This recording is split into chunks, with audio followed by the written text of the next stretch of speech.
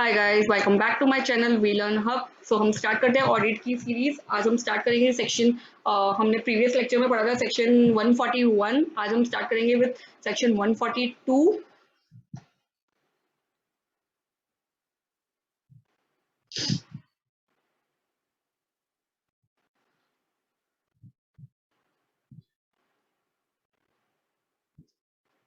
Section 142 that is remuneration four auditors. Of course हम auditors को higher कर रहे हैं तो उन्हें रेम्यूनरेशन भी देना पड़ेगा। उसके क्या क्या रूल्स अप्लाई होते हैं कंपनीज पे वो भी चेक करते हैं कि कैसे कितना रेम्यूनरेशन देना है, कब देना है। रेम्यूनरेशन कौन फिक्स करता है? Remuneration of auditor of the company shall be fixed in its general meeting in such a manner as may be determined herein. मतलब हमारे एमओए एओए में जैसा लिखा रहेगा वो वे में, वो मैनर में हम जनरल मीटिंग में फिक्स करेंगे रेम्यूनरेशन। ठीक है, प्रोवाइडेड दैट बोर्ड में fix remuneration of the first auditor appointed by it. Board को परमिशन होती है कि जो फर्स्ट ऑडिटर वो लोग जो अपॉइंट करते हैं वो उनकी रेम्यूनरेशन खुद ही फिक्स कर सकते हैं। ठीक है, second, remuneration shall in addition to the fee payable to an auditor include. Remuneration क्या होता है? Shall in addition to the fee payable to an auditor include expense if any incurred by the auditor in connection with the audit of the company and any facility extended to the auditor। जो जो उसके expenses हुए हैं और जो जो facilities उसको provide करी गई है उसके एडिशन में उसको ये फी भी दी जाती है। और रेम्यूनरेशन अलग होता है, उसको ये सब चीजें भी अलग से पे की जाती है। ठीक है, however remuneration shall not include any remuneration paid to the auditor for any other service rendered by him at a request of the company। yes, remuneration में वो इंक्लूड नहीं होगा जो उसे प्रोवाइड कर दी गई है, उसने कंपनी को दी है हमारे रिक्वेस्ट करने पे। ठीक है, क्योंकि वो एक्स्ट्रा सर्विसेज है उसके लिए उसको एक्स्ट्रा चार्ज करना चाहिए। रेम्यूनरेशन में सिर्फ उसके एक्सपेंसेस इंक्लूड होंगे और जो भी फैसिलिटी उसको एक्सटेंड हुई है वो सब होंगे। राइट, नेक्स्ट आता है section 143, powers and duties of auditor and auditing standards. क्या क्या होते हैं? बहुत ही इंपॉर्टेंट पार्ट है ये, बहुत ही इंपॉर्टेंट सेक्शन है पूरे चैप्टर का। That is section 143। Section 143 sub section 1, rights and duties. क्या क्या राइट्स होती है, क्या क्या ड्यूटीज होती है एक ऑडिटर की? Rights to access the books. Of course वो ऑडिटर है, वो जब चाहे जिधर चाहे अपनी कंपनी की बुक्स एक्सेस कर सकता है, अकाउंट्स एक्सेस कर सकता है। Every auditor of the company shall have a right to access at all the times to the books of accounts and voucher of the company whether kept at a registered office of the company or any other place। किधर भी कैसे भी रखे हो वो जब चाहे audit company के अकाउंट्स चेक कर सकता है। Sorry, the auditor of the company which is holding company shall also have a right to access the records of all its subsidiaries associated company in so far as it relates to consolidation of its financial statement with that of its subsidiary and associated company। एक और उसकी right है क्या कि वो consolidated और associated और subsidiary companies के भी अकाउंट चेक कर सकता है। कब? कौन से रिलेटेड? जब उसकी कंसोलिडेटेड फाइनेंशियल स्टेटमेंट की बात आती है तब कर सकता है, अदरवाइज ही कांट। ठीक है, कंसोलिडेशन की बात आती है तभी वो कर सकता है क्योंकि इसमें उसकी कंपनी जिसके लिए उसको हायर करेगा वो उसकी कंपनी के भी ट्रांजैक्शन है तो चाहे तो उसके भी अकाउंट्स देख सकता है। राइट्स टू रिक्वायर इन्फॉर्मेशन, उसको जो जो इन्फॉर्मेशन चाहिए कंपनी का ड्यूटी है कि उसको सारे इन्फॉर्मेशन प्रोवाइड करे, उसकी राइट है कि वो सारे इन्फॉर्मेशन ले। Auditor shall be entitled to require from the officer of the company such information and explanation as he may consider necessary for the performance of his duty as an auditor। Got it? Duty to make inquiries, वो कौन सी inquiries ले सकता है? Whether loan and advances made by the company on the basis of security have been properly secured, whether the terms of which they have been made are prejudicial to the interest of the company or its member। अगर company ने किसी को loan दिया है, advances दिए हैं, क्या security ली है उसके अगेंस्ट में, सारे लॉज फॉलो हुए हैं कि नहीं, क्या क्या उसने कंपनी का इंटरेस्ट कितना है, मेंबर्स का इंटरेस्ट कितना है, ये सब हम चेक कर सकते हैं, हम इंक्वायरी ले सकते हैं। Whether transaction of the company which are represented merely by book entries or prejudicial to the interest of the company, जो जो ट्रांजेक्शन हुए हैं वो कंपनी के इंटरेस्ट में हुए हैं कि नहीं, कंपनी के फायदे के लिए हुए हैं कि नहीं। ऐसा नहीं हो रहा है कि हम ऐसे ही अपने अपने फायदे के लिए किए जा रहे हैं इंटरेस्ट सारे एंट्रीज। राइट, तो वो भी चेक करना है। Whether transaction of the company which are represented merely by book entries are prejudicial, yes मैंने ये रीड किया। Whether the company not being an investment company or a banking company, whether so much of asset of the company are consists of shares, debenture and other security have been sold at a price less than that at which we are purchased by the company। वो पूछ सकती है। अगर वो investment company नहीं है, banking company नहीं है, तो तुम्हारे शेयर्स, डिबेंचर तुमने कितने पैसे में बेचे हैं, अगर उसके तुमने जो खरीदा था उससे कम में बेचा है कि ज्यादा में बेचा, उसको कुछ भी इंक्वायरी करनी हो वो शेयर्स डिबेंचर्स पे कर सकती है। इन शॉर्ट वो पूरे कंपनी के पर्सनल मैटर्स में इंटरफेयर कर सकती है। Whether loan and advances made by the company have been shown as a deposit, show किया है कि नहीं तुमने, पर्सनल एक्सपेंस तुमने रेवेन्यू अकाउंट में चार्ज किए हैं कि नहीं, books and document of the company that any shares have been allotted for cash, whether cash has actually received in respect of such allotment, and if no cash has been actually so received, whether the position so stated in the accounts of books or balance sheet is correct, regular and not misleading, right? अगर आपने cash में कोई shares बेचे हैं तो cash receive हुआ है कि नहीं, अगर रिसीव हुआ है तो आपने बुक्स में दिखाया है कि नहीं, अगर बुक्स में नहीं दिखाया है तो अकाउंट्स में आपने करेक्ट एंट्री दिखाई है, उसकी कुछ भी मिसलीड नहीं किया है। नॉर्मल पब्लिक को, जो हमारे मेंबर्स देख रहे हैं, उनके साथ कुछ भी गलत नहीं होना चाहिए, right? Now section 143 subsection 2, duty to make report. एक ऑडिटर की ड्यूटी होती है सॉरी, एक ऑडिटर की ड्यूटी होती है कि रिपोर्ट जो आपने ऑब्जर्वेशंस देखे हैं, जो भी किया है, आपने पूरा कंपनी का ऑडिट किया, उस पर रिपोर्ट बनाना है, right? Auditor shall make a report to the members to the company. ये रिपोर्ट बना के वो किसके पास जाएगा? मेंबर्स ऑफ द कंपनी के पास जाएगा। In his audit report auditor shall report on accounts examine, financial statement जो भी बनाया, जो जैसे बनाने चाहिए था वो सब बराबर है कि नहीं, जनरल मीटिंग में जाएंगे। Auditor shall state in his report as to whether the accounts examined by him and financial are true and fair view, ठीक है? यहाँ पे मैंने फेल लिख दिया गलती से, फेयर व्यू आएगा। The state of the company affairs as at the end of the financial year, क्या है आपका कंपनी का पोजीशन, कितना प्रॉफिट हुआ है, क्या कैश फ्लो स्टेटमेंट है आपके, क्या मतलब कितना है पोजीशन, क्या है कंपनी की, वो हमें रिपोर्ट में शो करनी है। अकाउंटिंग एंड अकाउंटिंग स्टैंडर्ड्स को हमने प्रॉपर्ली फॉलो किया है कि नहीं, ये हमें ऑडिट रिपोर्ट में शो करना, right? Section 143 report on principal assertion. Whether he has sought or obtained all the information and explanation which is to the best of his knowledge and belief were necessary for the purpose of his audit, and if not, the detail thereof and the effect of such information on the financial statement, ठीक है? उसको information सारी मिली है कि नहीं मिली है, कुछ सब कुछ बराबर हुआ है कि नहीं, उसके हिसाब से वो सब कुछ रिपोर्ट में लिखेगा। Whether in his opinion proper books of accounts are required by law have been kept by the company so far as appears in his examination of those books, and proper returns adequate for the purpose of report on the accounts of any branch office of the company audited by a person other than a company auditor has been sent to him, the manner in which he dealt with it in the preparing his report। वो भी लिखेगा कि उसने किसी को भेजा था branch audit करने के लिए, वो ब्रांच ऑडिट के लिए उसने जो भी जो भी उसको डॉक्यूमेंट चाहिए थे उसने वो प्रॉपर बताए हैं कि नहीं, प्रॉपर रिपोर्ट बना के भेजी है कि नहीं, उसको जैसे चाहिए थी अगर भेजी है नहीं भेजी है, और सारे बुक्स प्रॉपर मेंटेन है कि नहीं एज पर लॉ, वो सब कुछ वो रिपोर्ट में लिखेगा। इन शॉर्ट वो छोटी छोटी बातें, हर एक चीजें जो जो उसने ऑब्जर्व की है वो सब कुछ अपनी रिपोर्ट में लिखना चाहेगा। Whether the report on the accounts of any branch office of the company audited by company, ठीक है? Weather company balance sheet and profit and loss accounts कैसे हैं, कैसे बने गए, सब कुछ एग्रीमेंट प्रॉपर मेंटेन है कि नहीं कंपनी के, वो सब मेंटेन, वो सब लिखेगा।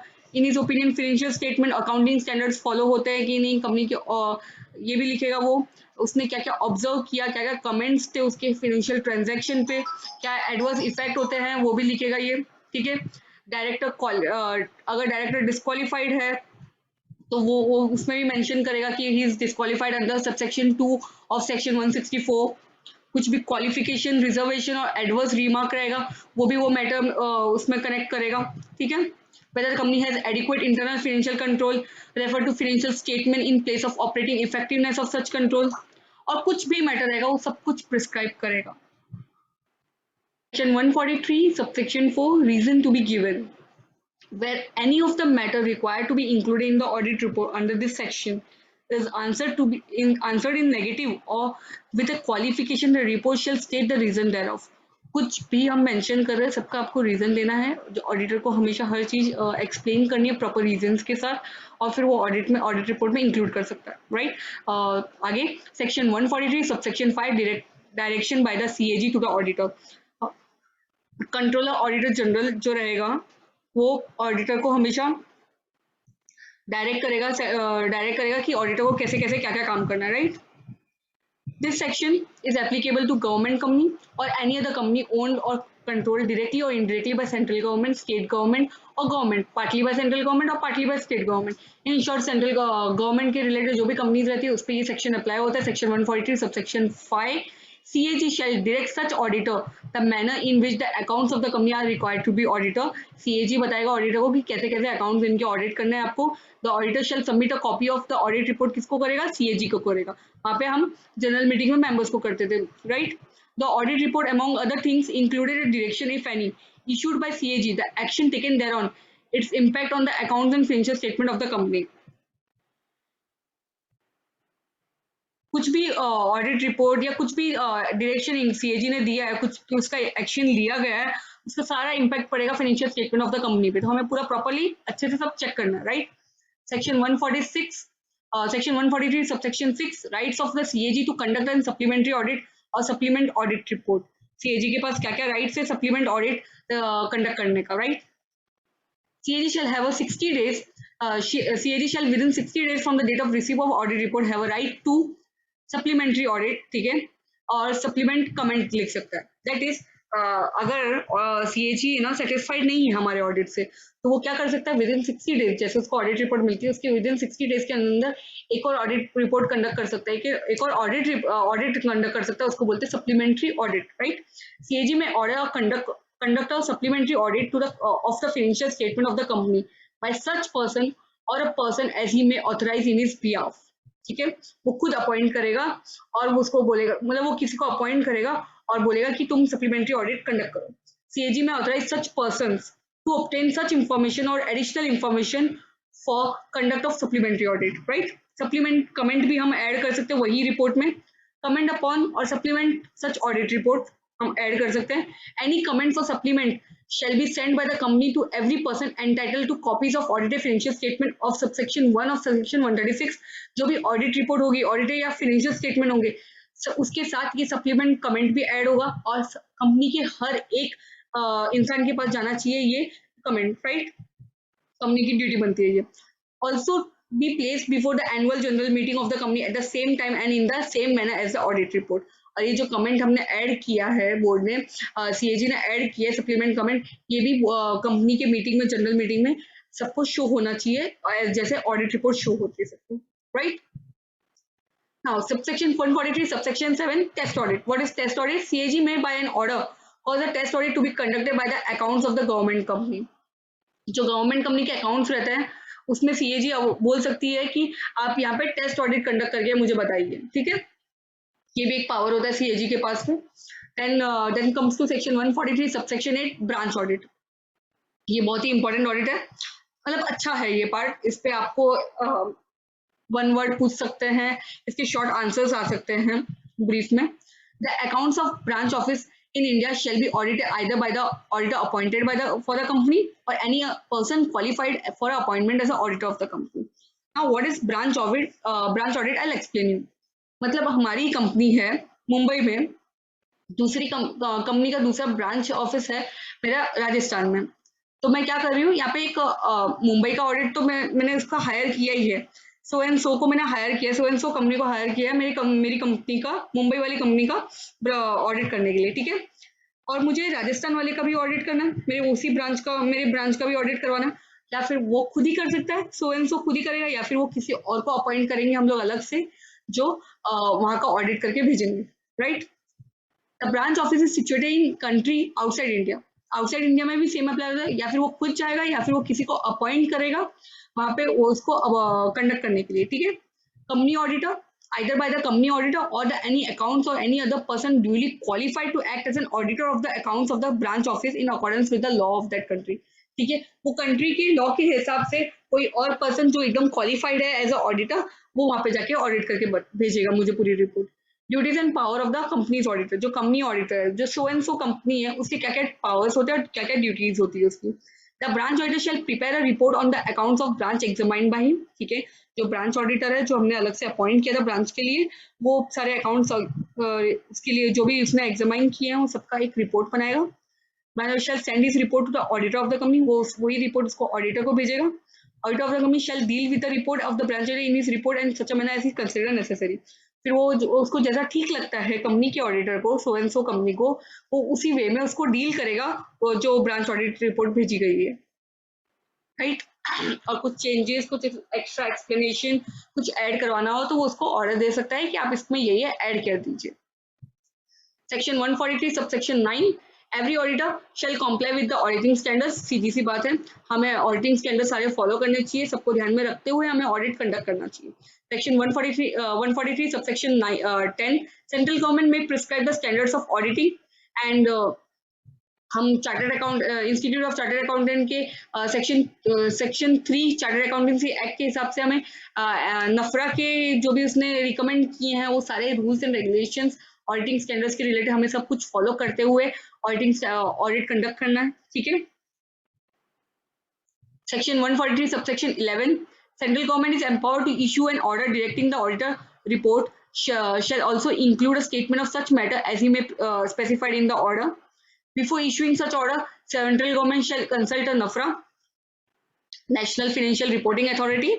Such order shall be applicable only for such class or description of the company as he may specified in the order. क्या बोल रहे हैं यहाँ पे चाहता है, अगर सेंट्रल गवर्नमेंट को लग रहा है कि कुछ ऑडिट रिपोर्ट में कुछ इंक्लूड होना चाहिए, कोई मैटर इंक्लूड होना चाहिए, तो वो इंक्लूड कर सकता है, बट उसको पहले नफरा से पहले बात करनी पड़ेगी, उसे परमिशन लेनी पड़ेगी। अगर नफरा को लग रहा है कि हाँ ये मैटर इंक्लूड कर सकते हैं, कुछ अलग नहीं है, तो वो इंक्लूड कर सकते हैं यहाँ पे। बट हाँ, वो अगर वो मैटर सिर्फ वो क्लास और डिस्क्रिप्शन के लिए, वो पर्टिकुलर टाइम के लिए इंक्लूड होगा, आगे फ्यूचर में इंक्लूड नहीं होगा, ऐसा कोई जरूरी नहीं कि आपको हमेशा इंक्लूड करना है, राइट। नेक्स्ट आता है section 143 subsection 12, reporting of fraud involving ₹1 crore और अबव। अगर फ्रॉड कंपनी में 1 करोड़ से और अबव से अगर कोई फ्रॉड हो रहा है तो उसको कैसे रिपोर्ट करेंगे हम लोग। If an auditor of the company has a reason to believe that the offense of a fraud involving such amount or the amount prescribed has been committed in the company by its officer or employees, the auditor shall report the matter to central government. अगर 1 करोड़ से above का है तो मुझे central government को बता देना है, तो auditor shall report such fraud within such time as may be manner, ठीक है। कुछ एक टाइम रहता है, उसको टाइम पीरियड में मुझे इन्फॉर्म कर देना है। रूल 13 बता रहा है कि ये मैटर को कैसे मुझे रिपोर्ट करना है, ठीक है। The auditor shall report the matter of the matter to the board or the audit committee. Board को भी बताना है या फिर ऑडिट कमेटी को बताना है, एज अ केस में immediately but not later than 2 days, 2 दिन के अंदर अंदर मुझे बताना है जो जो फ्रॉड हुआ है, ठीक है।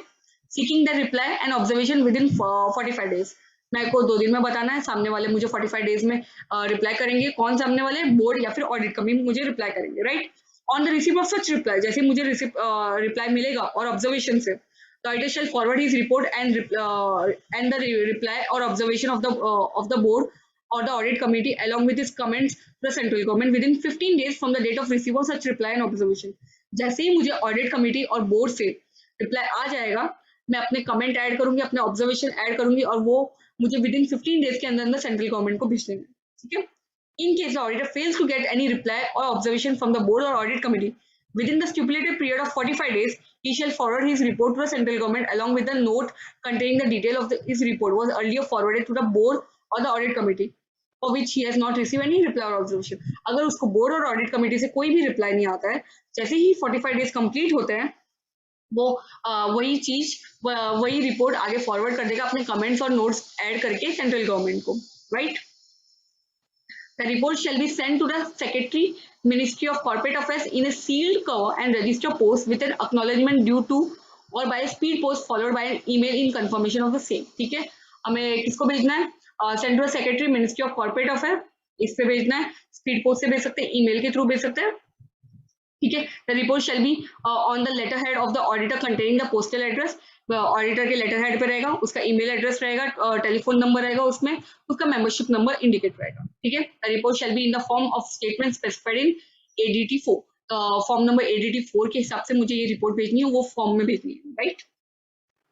अगर फ्रॉड लेस देन 1 करोड़ हुआ तो क्या करना है मुझे, the auditor shall report the matter to audit committee constituted under section 177, ठीक है। The board immediately but not later than 2 days, ठीक है। ऑडिट कमेटी को या फिर बोर्ड को भेजनी है, नॉट लेटर देन 2 days, जैसे मुझे पता चला कि ये फ्रॉड हुआ है, इसके 2 दिन के अंदर अंदर मुझे ये मैटर भेज देना है, दोनों में से किसी को भी। He shall report the matter specifying the following, nature of the fraud, fraud मुझे बताना है डिस्क्रिप्शन में, कितना अमाउंट इन्वॉल्व हुआ था, कौन कौन पार्टीज इन्वॉल्व हुई है। The following detail of such fraud reported the audit committee, the board during the year shall be disclosed in the board report. फिर ऑडिट कमेटी या फिर बोर्ड है ना, ऑडिट रिपोर्ट में बताएंगे अपने क्या क्या फ्रॉड हुआ था, ये सब बताया जाएगा बोर्ड रिपोर्ट में, ठीक है। कौन सा अगर रेमेडीज नहीं ली गई तो कौन से रेमेडीज हम लेंगे, कौन सा एक्शन, कैसे रेमेडियल एक्शन लेंगे हम लोग, क्या क्या लिया था हमने, सब बताएंगे। The provision of this will shall also apply mutandis to a cost auditor and a secretarial auditor during the performance of his duties. अगर कॉस्ट ऑडिटर इसकी जगह कॉस्ट ऑडिटर और सेक्रेटरियल ऑडिटर भी होता अपना सेक्शन 148 और 204 में अपना काम कर रहे होते, तो उस पर भी यही रूल अप्लाई होते हैं अगर फ्रॉड 1 करोड़ या मोर लेस देन 1 करोड़ के हिसाब से है, ठीक है। Section 143 subsection 13, no liability of auditor. No duty to which an auditor of a company may be subject to or shall be regarding has been contravened by a reason of his reporting the matter if it is done in a good faith. Yes, अगर कुछ भी उल्टा हो रहा है, गलत हो रहा है, तो लाइबिलिटी नहीं आएगी ऑडिटर पे अगर उसने गुड फेथ में किया। अगर उसने जानबूझ के किया है तो ऑफकोर्स उस पर लाइबिलिटी बनती है। Section 143 subsection 14, provision applicable to other auditors. कौन से provisions applicable है other auditors को? The provision of this section shall mutatis apply to cost accountant or company secretaries. मैंने ऊपर ही पढ़ा था। Section 143 subsection 15, punishment for non-compliance.